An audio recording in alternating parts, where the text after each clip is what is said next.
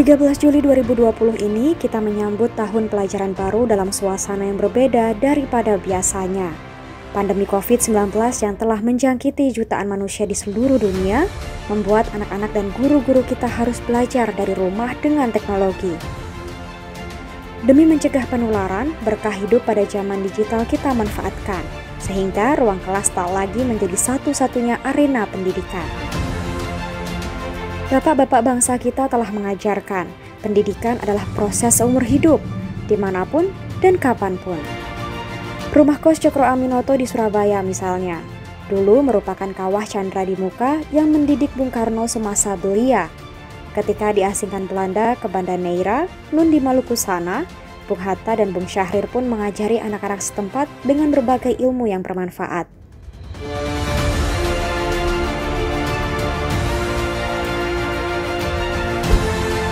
Setiap orang adalah guru, setiap tempat adalah sekolah. Begitu wasiat Bapak Pendidikan Nasional kita, Ki Hajar Dewantara, sebuah ungkapan pendiri Taman Siswa yang menggambarkan pendidikan seluas dunia, tak pernah terkungkung oleh ruang dan waktu. Lewat berbagai kolaborasi antara guru dan orang tua, antara sekolah, rumah, serta masyarakat, kita bisa terus belajar dengan optimal. Tahun 2030 nanti, Indonesia akan memperoleh kesempatan langka berupa bonus demografi. Penduduk yang berusia produktif 15-64 tahun akan lebih banyak. Kita harus menyiapkan generasi emas ini, menyongsong kemerdekaan Indonesia yang menginjak usia 100 tahun pada 2045 mendatang. Inilah tugas sejarah kita, yang tidak boleh takluk kepada virus mematikan sekalipun. Lewat pendidikanlah, tugas sejarah itu dapat kita ukir. Dengan memberdayakan teknologi, kita tumbuhkan anak-anak yang siap menghadapi perubahan zaman. Generasi yang mampu beradaptasi, mandiri, berempati, serta bekerja sama dalam berbagai situasi. Mari kita jadikan Jakarta sebagai kota yang penghuninya cerdas, sehat, sejahtera, dan bahagia. Terima kasih untuk semua pendidik, orang tua, serta warga masyarakat yang telah memastikan hak pembelajaran berkualitas anak tetap diperoleh selama masa pandemi ini, walau dari jarak jauh. Selamat belajar generasi tangguh Kota Jakarta.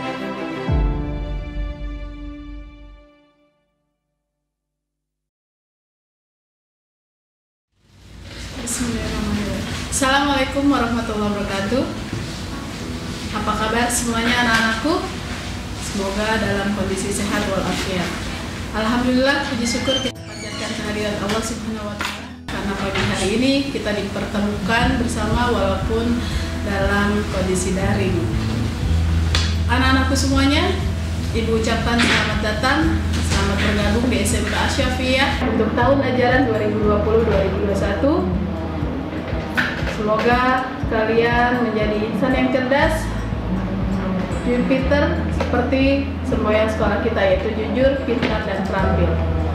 Memasuki era abad 21, sudah tidak heran bahwa pembelajaran kita adalah menggunakan teknologi, ya seperti yang SMK Asy-Syafiyah lakukan.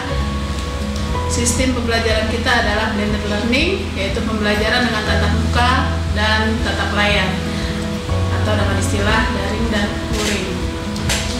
Untuk kegiatan daring kita atau dalam jaringan atau dengan istilah populer oleh kalian adalah online, kita menggunakan aplikasi Google Classroom dan Quizzes. Untuk aplikasi Google Classroom dan Quizzes mungkin sudah tidak asing lagi bagi kalian karena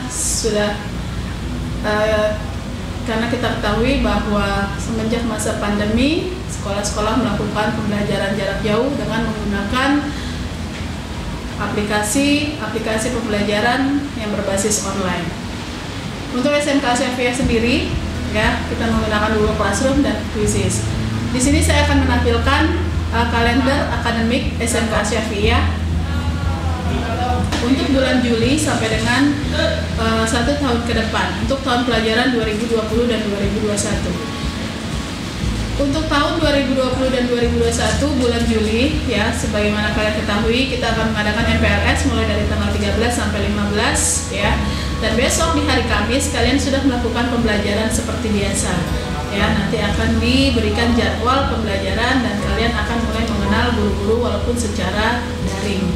Kemudian di bulan Agustus ya, di tanggal 24 dan 28 bulan Agustus itu ada ulangan harian, di mana ulangan harian itu kita akan melakukan sistem blok atau penjadwalan ulangan harian dengan menggunakan aplikasi Quizzes. Dan di bulan September akan ada penilaian tengah semester, yaitu tanggal 21 sampai 25 September. Kemudian di bulan Oktober kita akan mengadakan ulangan harian kedua di tanggal 12 sampai 16 Oktober. Kemudian di bulan November itu ada ulangan harian ketiga, yaitu tanggal 9 dan 13 November. Dan di tanggal 1 sampai 4 Desember kita akan melakukan penilaian akhir semester atau PAS. Jadi persiapkan diri kalian sebaik mungkin untuk sistem ulangan blok. Dari ulangan blok 1 sampai 3 kita akan menggunakan Quizzes dan terjadwal. Untuk PAS, PTS dan PAS kita akan menggunakan Google Classroom. Itu sedikit tentang kegiatan akademik kalian kurang lebih 6 bulan ke depan.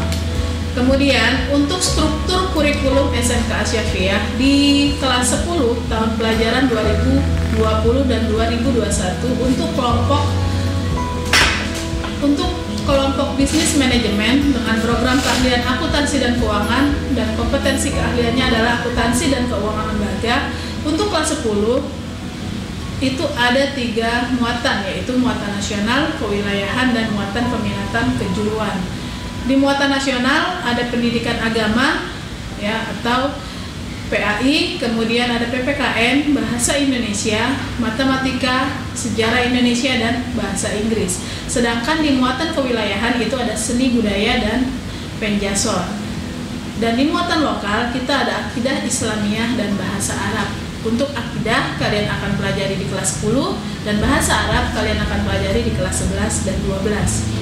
Sedangkan untuk muatan peminatan kejuruan di kelas 10 itu akan ada mapel C1, yaitu dasar bidang keahlian dengan mapelnya simulasi dan komunikasi digital. Kemudian ada ekonomi bisnis, administrasi umum, dan IPA. Kemudian di C2 dasar program keahlian itu ada etika profesi, aplikasi pengolah angka atau spreadsheet atau nanti biasa dengan Excel, kemudian akuntansi dasar dan perbankan dasar.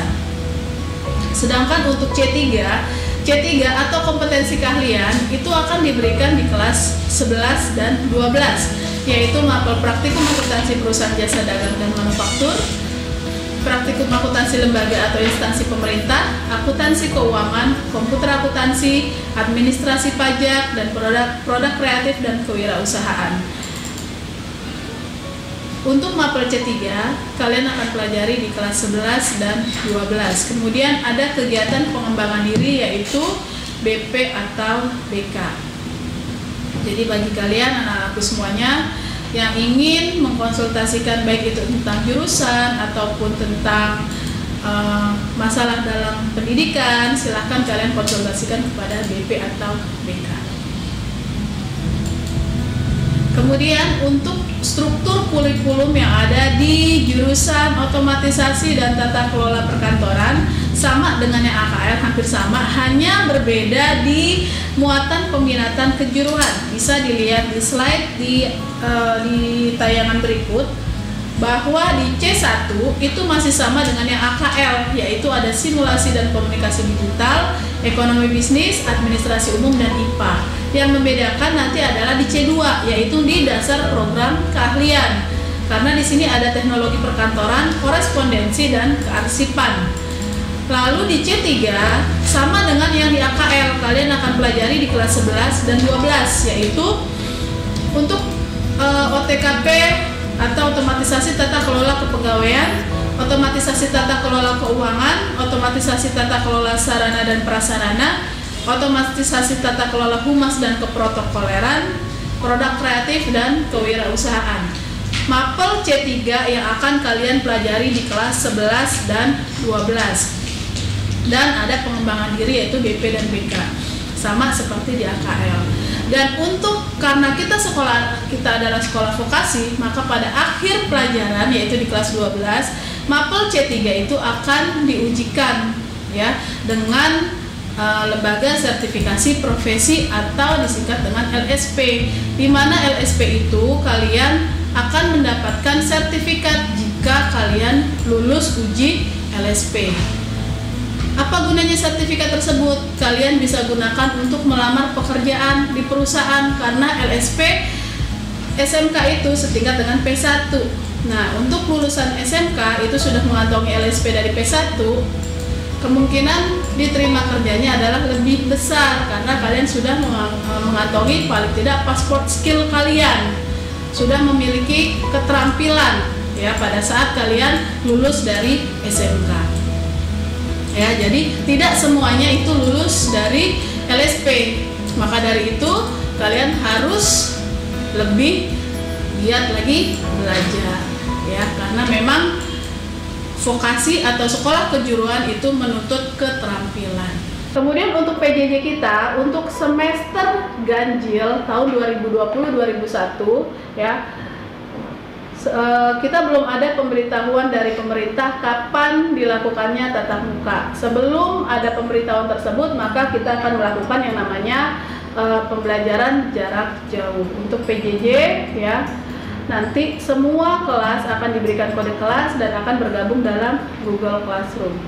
Jadi jangan sampai ya kalian tidak mengikuti kegiatan belajar. Kenapa? Ya, walaupun kalian hanya belajar di rumah, tapi jangan dianggap itu tidak belajar. Karena jam pelajaran kita itu mulai dari jam 6.30 sampai jam 12.30 ya, dengan durasi 1 jam pelajaran adalah 30 menit. Jadi kita belajar kurang lebih sampai dengan jam 12.30 dengan istirahat 1 kali yaitu 30 menit. Oke, demikian dari saya ya selaku Wakil Kurikulum SMK Asy-Syafiah. Semoga kalian betah di SMK Asy-Syafiah dan semoga kalian mengukir prestasi yang baik di SMK Asy-Syafiah. Sekali lagi saya ucapkan selamat bergabung di SMK Asy-Syafiah. SMK bisa, SMK hebat. Assalamualaikum warahmatullahi wabarakatuh.